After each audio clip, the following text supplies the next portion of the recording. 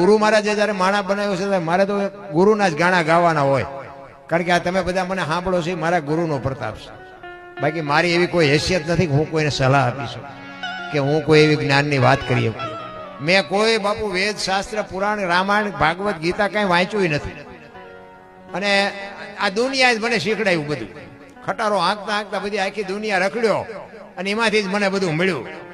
કેવી દુનિયા છે, કેવા મા બાપને હાચવે છે, કેવા મા બાપને દુખી કરે છે, કેવા બૈરાને હાચવે છે, કેવા બૈરાને મારે છે, કેવા સંતાનોને દુખી કરે છે, કેવા સંતાનો મા બાપને દુખી કરે છે.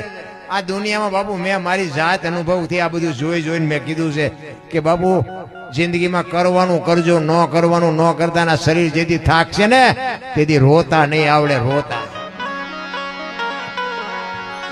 આપણે આપણા મા બાપને આશ્રમમાં મૂકી આવ્યા હોય અને આપણું શરીર જ્યારે વૃદ્ધ થાય પછી આપણા સંતાન પાસે આપણે આશા રાખવી કે મારો દીકરો મને પાણીનો લોટો ભરી દે, મારો દીકરો મારું બાવડું પકડે.